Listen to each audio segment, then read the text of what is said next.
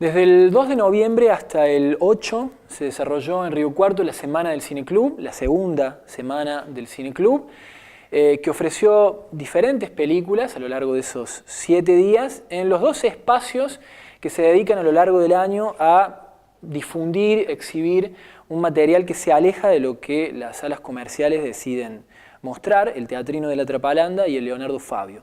En el marco de esa Semana del Cine Club, hubo 3 estrenos, hubo varios ciclos, pero hubo también 3 estrenos. La película que abrió, Una Serena Pasión, la que cerró, Sierra Nevada, y en el medio, casi como un broche, una película cordobesa, La Mirada Escrita, dirigida por Nicolás Abello, que estuvo presente en la función, en el teatrino, acompañando la película y luego compartiendo un diálogo con el público. Es una película extraña, no voy a decir mucho más, a mí me encantó, pero no voy a decir mucho más porque lo tenemos con nosotros a Nicolás Abello y qué mejor que preguntarle a él muchas cosas. Nicolás, gracias por estar, gracias por venir. La invitación. Decía que es una película extraña, desde mi punto de vista lo es, a pesar de que forma parte o se inscribe decididamente dentro de una tradición del cine clásico, podríamos llamar, pero lo cierto es que en la actualidad no está a la moda contar una historia en un sentido clásico, inscribirse, como en este caso, en un relato policial. ¿Por qué esa decisión? Sí, es cierto. En realidad la decisión, me parece que es la respuesta más obvia, tiene que ver con que es un cine que nos gusta. En términos más así específicos, yo acababa de leer, primero la película es parte de un trabajo práctico de una materia de la Universidad Nacional de Córdoba. Nosotros, el grupo de estudiantes que hizo la película, estábamos en 4º año de realización cinematográfica y bueno, en parte tuvimos que hacer la película para poder aprobar esa materia. Lo que pasa es que, por supuesto, en un momento se convirtió en una película más grande de lo que pretendíamos hacer cuando empezó todo el proceso. Pero en ese momento yo acababa de leer El cine según Hitchcock, el libro de Truffaut. Yo me río porque lo cuento, es la historia de la peli, a fin de cuentas. Y lo que me parece que sucede en el cine de Hitchcock es que existen esas reglas de suspenso que él le llama como una cuestión formal de cómo lograr suspenso a partir de lo cinematográfico, de la cámara, no tanto de lo narrativo. Y quisimos poner en práctica eso, poner en práctica las reglas de suspenso que dentro de todo en el libro están. De alguna manera él habla de qué es lo que se puede hacer con la cámara para generar suspenso, qué es lo que no se puede hacer, y más la idea de la forma llevó al tipo de película para hacerse que el hecho de decir vamos a hacer un policial. Aunque por supuesto trabajando dentro del género y dentro del suspenso, el policial es como lo más cotidiano y lo más cercano y lo más simple. Pero por ejemplo, una pregunta que es como recurrente es por qué la protagonista es muda. Y tiene que ver con eso. Hitchcock, al principio del libro, hablando sobre su primera etapa, dice que para él los cineastas deberían empezar, los estudiantes de cine deberían empezar haciendo cine mudo, porque de alguna manera en el cine mudo aparecía esa cuestión de cómo contar una historia con la cámara, cómo contar una historia con la menor cantidad de intertítulos posible, que eran sus diálogos en ese momento. Y el desafío era ese. Yo también lo planteé en su momento cuando hacíamos la película, decía que era un ejercicio cinematográfico más que una película. Cómo contar una historia con la menor cantidad de diálogo posible, cómo poder hacer que la cámara sea partícipe de eso. Sí, hay algo con esa condición del personaje y es que le aporta una limitación que es similar a la que tiene el protagonista de una película de Hitchcock, que de hecho aparece explícitamente en la película, ¿no? Estoy hablando de La ventana indiscreta y este personaje que es fotógrafo, o sea que es un observador profesional también, como este personaje, pero que tiene la pierna enyesada, o sea que se ve envuelto en una intriga y al mismo tiempo no puede hacer demasiado para colaborar en su resolución cuando las papas quemen, digamos. Exactamente, de alguna forma La ventana indiscreta era para nosotros, era eso también. Cuando escribíamos la película, también es cierto, uno no tiene, viste, esas herramientas de Hollywood, de cómo se construye un guión para que esté perfecto, con los primeros puntos de giro y los segundos puntos de giro. Pero lo que sí hacíamos y seguimos haciendo para escribir es ver películas, ver qué es lo que hacen, cómo funcionan los personajes. Y en las películas de Hitchcock eso sucede, y sí hay un vínculo para mí entre el personaje de Jimmy Stewart enyesado, que está todo el tiempo viendo lo que sucede, y de alguna manera en particular la referencia a La Ventana, para mí es central porque La Ventana, algo que pasa, incluso me pasa hoy cuando hablamos de la película, que es que nos dicen que cuál es el tema de la película o cuál es la idea que subyace a la peli, si bien hay cuestiones que uno puede ir viendo. Para mí siempre fue el cine, que es algo que sucede también en La Ventana Indiscreta. La Ventana Indiscreta es una película acerca de, para mí, la experiencia del espectador de cine al ser puesto en el lugar de Jimmy Stewart, de no poder interactuar con aquello que ve, simplemente verlo. En todo caso son los personajes secundarios, el personaje de Grace Kelly la que se mueve, pero él nunca sale del departamento. Y acá pasa algo parecido para nosotros, es la relación de la historia con el cine, incluso cuando hacíamos los personajes para los criterios de arte, cada personaje representaba de alguna manera una época del cine. Entonces el malo es un malo más de los 50, el chico que hace Santiago Zapata es un personaje como el héroe de los 80, ese Kevin Bacon o esa cuestión medio más naif, más salame que le decimos nosotros, y de alguna manera era jugar con esos elementos del cine dentro del cine, si se quiere. Pero, inocentemente, ¿no? Sí, sí, pero eso que decís del personaje, de los personajes, también es rasgo bastante importante de la protagonista, digamos. Es una mina cinéfila, digamos, también, ¿no? Y la cinefilia, digamos, la atraviesa en tanto personaje. Sí, totalmente, porque en realidad, en parte, el juego con ella era ese, era hacer que...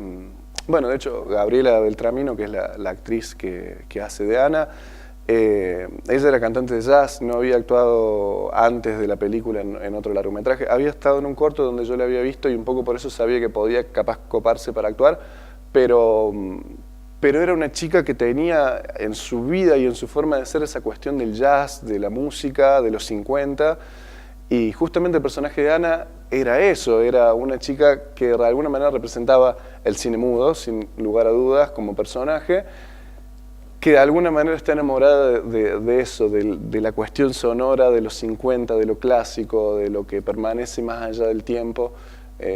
Y de alguna manera esa era la intención. Dicho así parece que está súper pensado, en realidad son cosas que uno va encontrando mientras va trabajando, ¿no? No, bueno, pero eso está absolutamente presente en la película y sobre eso también quería que por ahí desarrollaras un poco más si podías, porque la película pareciera no situarse en ningún tiempo muy claro. Digamos, es como que, sobre todo en las primeras escenas, como que no tiene tiempo, uno más o menos lo piensa en los 50, después un poco más acá, después como bastante contemporánea. Bueno, esas son las cosas que hablando, ¿viste? La película también es cierto, es parte del cine cordobés en su contemporaneidad, y de un cine cordobés que además para mí está en los primeros años, digamos, un nene gateando que de repente chupa todo y es una esponja, y en ese lugar, por ejemplo, la idea era hacer algo, era sacarlo de un registro histórico, sobre todo para no politizar la película, que era algo que podía suceder y no queríamos que sucediera porque la cuestión política en este caso, digamos, no nos interesaba el lugar cinematográfico. Cierta universalidad. Cierta universalidad del relato, exactamente, pero al mismo tiempo, además por cierta conciencia de que quizás sí había algo político que estaba bueno que apareciera en la película de otra manera. Y una de las chicas, Romina Blachov, que hacía dirección de arte, nos planteamos esto, bueno, ¿cuánto podemos hacer? Estaba la referencia de la película de Spike Jonze, Her.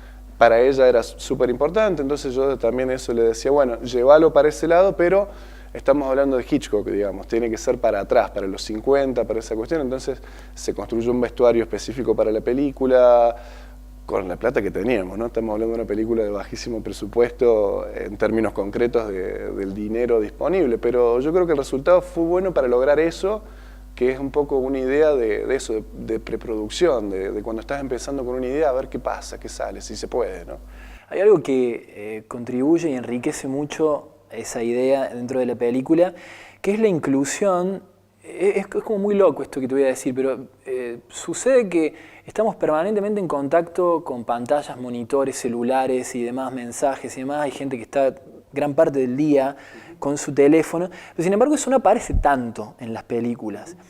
Vos, a pesar de que construiste un clima que a veces se acerca a los 50, a los 60, o que por momentos pareciera no tener tiempo, incluís los mensajes de texto en la imagen, o sea, los imprimís en la imagen, que es una decisión plástica bastante peculiar. Quería que me cuentes un poco el porqué de esa decisión. De una, en realidad, mirá, yo ahora me doy cuenta, porque es cierto que me lo mencionan también, son esas cosas que uno ya después de dialogar sobre la peli ya empieza a escuchar varias veces y yo me empiezo a dar cuenta que quizás es una marca de lo que a mí me interesa hoy en el cine. Sí, que funciona muy bien además en la película. Porque de hecho la próxima peli, la peli que estamos escribiendo ahora con Emanuel Díaz, que es el guionista también de La Mirada, tiene eso, tiene una cuestión del celular como protagonista y yo creo que es algo que quizás no somos tan conscientes por la inmediatez, pero es impresionante cómo la gente hoy se vincula con el teléfono celular, que es una extensión de uno mismo, digamos, y para mí eso era importante. Ahora, la decisión de la sobreimpresión tiene que ver con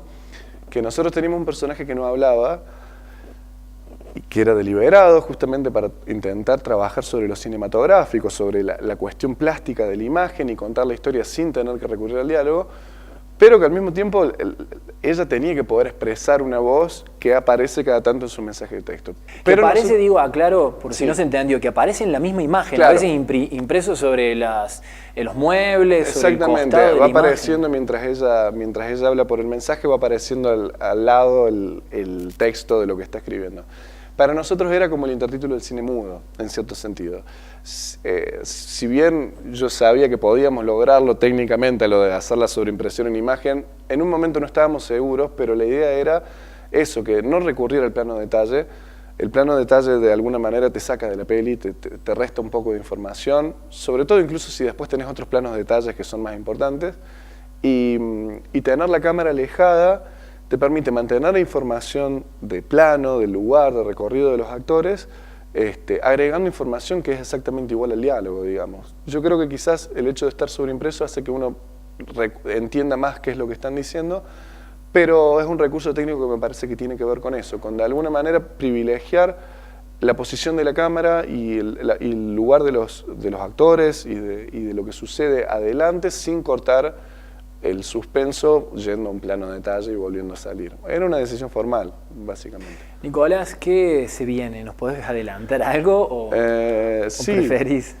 Estamos haciendo, en realidad son proyectos que están recién en una etapa de desarrollo, pero yo trabajo con María Aparicio y Emanuel Díaz, que somos Viento Sur Cine, y estamos trabajando en 2 películas, una que dirige Maru, que se va a llamar Espero sobre las nubes, y que es una ficción más parecida a lo que hizo ella con Las calles, que roza lo real, me parece, o la vida en la ciudad de una manera real, y con Emma estamos escribiendo otro policial que vendría a ser una especie de contracara de la película de Maru, se llama Bajo la ciudad, y también trabaja sobre la vida en la ciudad, pero desde un lugar más onírico, si se quiere, no onírico de la imagen difuminada y los colores, sino más bien del montaje, del cine en ese sentido, y de alguna manera con ese vínculo entre las 2 películas intentando cerrar quizás una idea de lo que es la vida en Córdoba en particular, que es una ciudad que incluso si se hace mucho cine todavía no ha sido tan filmada como ciudad. Bueno, muchas gracias. Por favor, gracias a usted.